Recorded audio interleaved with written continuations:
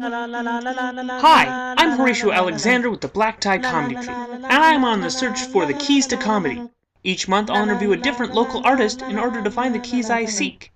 Welcome to Tie Talks. Today I will be interviewing a writer, director, performer, and one of the 10 founding members of the Third Floor Comedy Troupe. He is also the Ted of the Daria, Mitch, and Ted Show, the afternoon show on 105.1 The Buzz. Viewers at home, please join me in welcoming Ted Douglas to the show. Hi. Hi, Ted. How are you? Hi, Horatio. How are you? Doing all right. Excellent. Glad to have you here. I'm thrilled to be here. Well, I'm going to jump right in. Okay. How did you get started in comedy?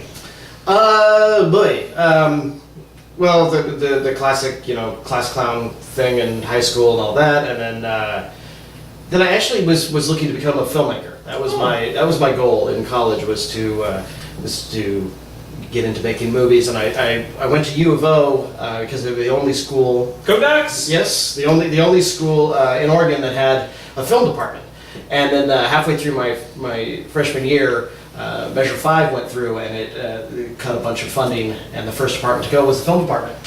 So I flopped around looking for a few other things to do. Was an English major for a while, and then settled in theater, eventually actually at Portland State.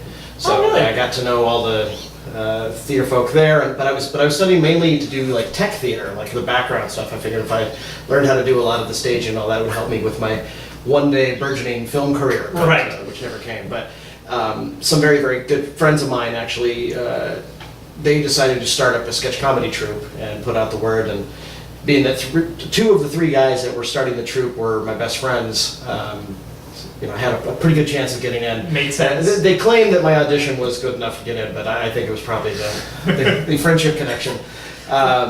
Two good friends to tell you where you Right. So I went in and auditioned, and I think there was about 30 people that initially auditioned, and then they had about 40 that initially auditioned, then 20 that came back, where they kind of mixed us up and had us all do stuff together.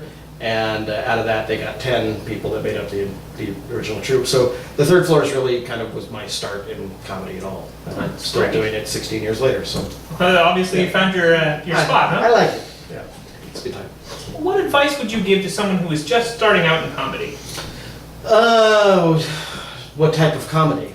Well, that's a great return question here. Yes. I would say, just because you've been doing it for so long, sketch comedy. Sketch comedy. The first thing to do is to decide how many people you'd like in a group, and that can be. So it leads into a much bigger because what I really love about sketch comedy is that it is. It can be so many different things. We've gone around to different festivals around the country, and we've had one here for 6 years. And one of the things that was so great about going to those was you saw this wide variety. Chicago just got done with theirs. They had their 11th annual one, where they have I think it's like 130 troupes they had this year. So you see a pretty wide variety of different kinds of comedy. So if you are, specifically if it's just you and you want to start a group, kind of make a decision as to what type of presentation of sketch comedy you want to go after, just kind of in general. Like Third Floor focuses on, it did from the very beginning, doing a very theatrical presentation, meaning full sets, props, costumes, making it as much like watching sketch comedy on TV as possible on stage. And we've pulled back on that a little bit. We've got a little bit simpler with it, but still kind of in the acting and writing, we really keep that in mind. But then there are groups who just do it, wearing black turtlenecks and a chair, and they can pull it off just fine. Theater. Sure, very, very theatrical. So once you decide kind of what type of comedy you want to do, then you can either hold auditions, or if you know people that are funny and are funny in that kind of way that you're looking to proceed, then gather those people up, and then I suggest before you do a first show, spend 5-6 months getting to know each other, hanging out a lot, coming up with ideas, writing stuff and throwing it away, just to get an idea of what your chemistry is going to be, because chemistry is the most important thing in a troupe situation. Sounds like a key economy. Yes. All right. So you do a lot of you at least started out doing a lot of sets and costumes involved with your sketches. What did you do when a sketch bombed? Oh, well, then you just have to sit in it. I mean, you just sit there and wait for it to end. And it's, you can then make the decision after the show whether you want to continue in the run with having that sketch in the show or not. You decide whether it was that particular audience, because when you get into like the sociology of audiences, that's a whole, I mean, I could write a book. Because you can do the same exact show and do the same performance one night and kill it, and the next night completely tank. And it has to do with, whether the percentage of that people had a good day or bad day, or they might just not like you. Comedy's so subjective. Some people just don't like what you do. So it depends on how much you believe in the sketch. If it's a sketch where you're kind of iffy on it and you put it up and then it bombs, yeah, you probably want to get rid of it. But while it's going on, you have to stay committed to it. You have to stay fully involved and just get through it. We've certainly had our share of, we've had entire shows that were not great, but they were funny while we were making them, and right. Get them in front of the audience, and but yeah, well, that's basically, if it bombs, it's going to happen. Know that it's going to happen. Don't let it destroy your world. Comedy is so subjective. It's bound to happen. Good advice. Yeah. But what do you think of the recent growth and popularity in the comedy scene in Portland? I love it. I love it. I love it. When we first started, way back in 1996, there was not a whole lot comedy-wise going on. The 80s stand-up boom had just kind of finished petering out. There was some improv comedy going on, but no one was really doing sketch. I know there were a few sketch groups here in the late 80s, early 90s. So there wasn't a whole lot going on. So we kind of decided to fill that niche.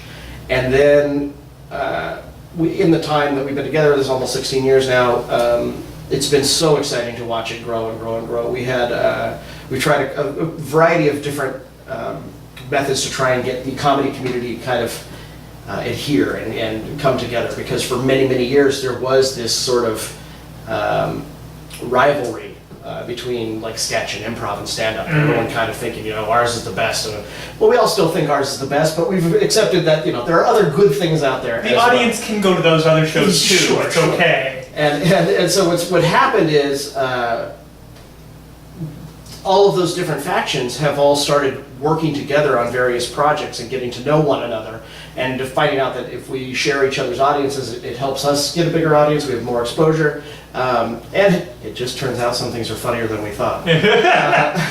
So it's been very exciting. And we had our sketch comedy festival called the Best of the Best Sketch Fest that ran here from 2003 to 2009, and that was really cool. It was kind of one of the big comedy events here in a while that got people excited about, oh, there's this thing going on that I guess is huge that I'd never heard about. And so then they came and saw this wide variety of sketch comedy. We've seen that happen in all these other sketch fests in other cities. And I got a call while we were doing that from Andy Wood, who runs the Bridgetown Comedy Festival, going like, so this is working, how do we get started? Yeah, how do we do that? And I was like, well, doing a stand-up festival is a totally different beast, but here's kind of some basic advice. And then like 2 years later, the Bridgetown Comedy Festival showed up, and that thing has just been a juggernaut and been so cool in really doing what we had hoped to do and didn't quite accomplish, but really putting Portland on the map comedically. So that we've got all these huge names coming into town now to do stand-up and some improv and even a little sketch. And I'm hoping that grows and grows and grows to be something more akin to like the San Francisco Sketch Fest, which initially started out like our kind of sketch fest, and then grew and grew. So they have huge names. They have casts of TV shows that come and do stuff. They have stand-ups. They have, I think last year they did a Mr. Show retrospective with all of that cast. They did Kids in the Hall one year. So I hope that Portland can do that at some point at the Bridgetown Festival. But Andy Wood is a delight, and his festival is kick-ass. So I'm really excited that Portland is finally kind of figured out. I was in a show last year, a little bit the year before, Roadhouse, the play, where Shelley McClendon from the sketch comedy group Sweat and the improv troupe The Liberators and Courtney Haumeister from Live Wire Radio put together a staged version of Roadhouse, the Patrick Swayze movie. And it was great fun. But where they really succeeded for me, as far as like upping the stakes of Portland comedy, is that they brought in people to fill out the cast from radio, from news media, print media, internet, improv, stand-up, sketch, and brought them all together, so you had this hodgepodge from all these different comedic factions, and of course the audience was huge for it, because everyone came to see their guy, and then discovered like, oh, but these guys are good, these guys are good, these guys are good, and then, you know, and then we all went back to our respective things, those audiences all cross-pollination. That's great. So that was another huge step, I think, in kind of the comedy boom. We did 3 runs of that, and they were all pretty spectacular. That's great. Yeah. Would you tell us a joke? Oh boy. Usually for me to tell a joke, I get a troupe of people and some costumes, some lighting, and about 3 weeks to write it. Well, do you have a favorite joke? It doesn't have to be good. We just want to hear a joke. Let me think. Oh boy. The first one that's coming to mind is the kid's joke. You know, what's brown and sticky? I don't know. A stick. Yes. Yes. You're welcome. See, I'm not good at jokes. I need the troupe behind me. Well, what would you consider yours or Third Floor Comedy Troupe's, sketch comedy troupe's greatest accomplishment? Probably the fact that we've been around this long. There was the key to that. The very simple key to that was when we initially got together. There were 10 of us, and then we. Those 10 people, we did everything together for like a year and a half. I mean, if one of us went to a party, we all went to a party. We had a barbecue, everyone went. We would have sleepovers. We were all, you know, in our early 20s, and most of us came out of Portland State, so we were all pretty chummy. But that burnt out real quick. After about a year and a half, we all suddenly got very tired of being around each other all the time, and kind of split up. Like we had a couple of people left. Some of our main writers left. And so we got to a point where when enough people had left, we needed to start filling some slots, because we were used to doing it with a certain number of people. And that started what we now call the open door policy, where basically you can come do a show, and then go off and do something else for a while, and come back, do a couple shows, go, leave. So the group has grown and grown and grown. We have, I think now, we just added 2 more members in the last show, so I think we're up to 47 people that have been in the troupe over the 15 and a half years. And that has kept us alive. The only reason that I run it now is that I'm kind of the last man standing. I'm the only guy that's been in all of it. Because I love it. I'm very passionate for it. But that has really kept us alive. And the other thing that's really nice about it is that every show, usually for good, sometimes for bad, but every show has a slightly different chemistry too. So people who follow the troupe get a different experience every time they come.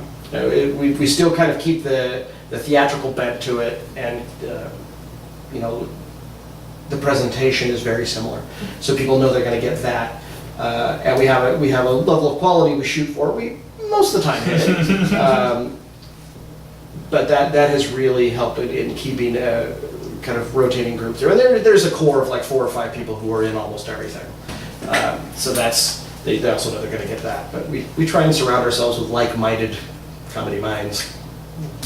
That's probably our biggest accomplishment. It's just almost 16 years now. It's a long time, especially in the theater world. Yes.